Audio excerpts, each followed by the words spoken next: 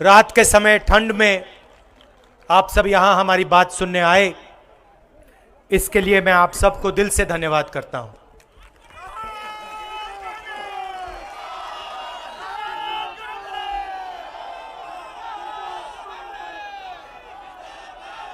कुछ महीने पहले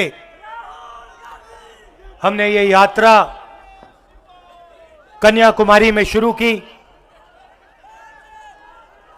शुरुआत में लोगों ने कहा कि कांग्रेस पार्टी के नेता 5-6 दिन चलेंगे, चल नहीं पाएंगे। 4 महीने में हम यहां तक पहुंच गए हैं।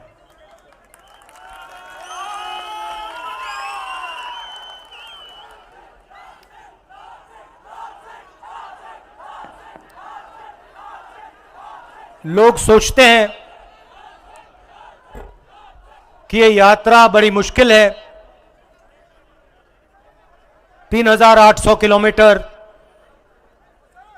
ठंड में, गर्मी में, बारिश में, मगर ये सफर मुश्किल नहीं था, काफी आसान था। सुबह 6 बजे उठते थे, 6-7 घंटे चलते थे,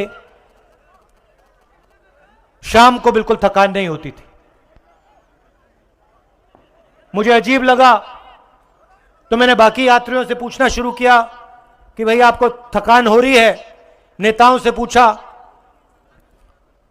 सबने जवाब दिया कि पता नहीं क्यों नहीं, मगर थकान बिल्कुल नहीं होती। 10-15 दिन बाद मैंने इसके बारे में सोचा कि हो क्या रहा है। 25 किलोमीटर चल रहे हैं, गर्मी में, टूटी हुई सड़कों पे लोग गिर रहे हैं, मगर थकान किसी को नहीं हो रही।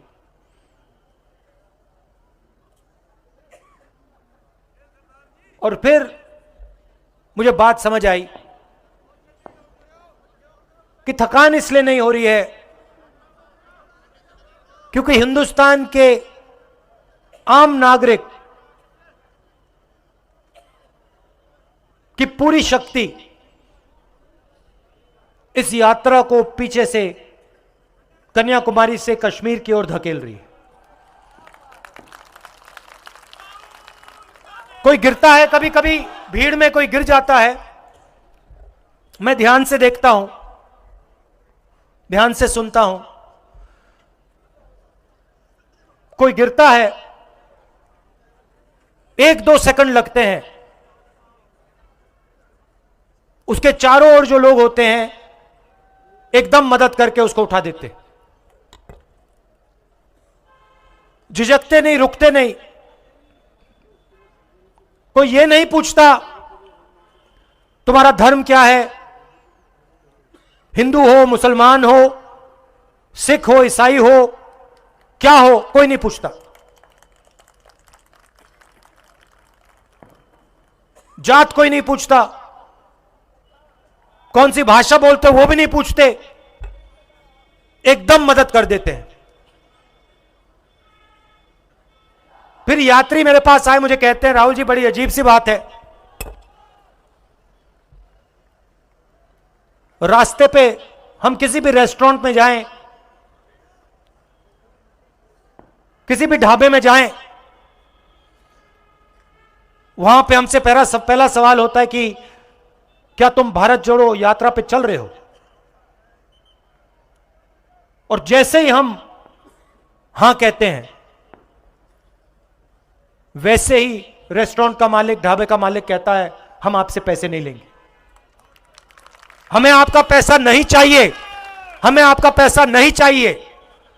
और जब हमारे यात्री पूछते हैं क्यों नहीं चाहिए, तो कहते हैं आप भारत को जोड़ने निकले हो, आप नफरत के बाजार में मोहब्बत की दुकान खोल रहे हो,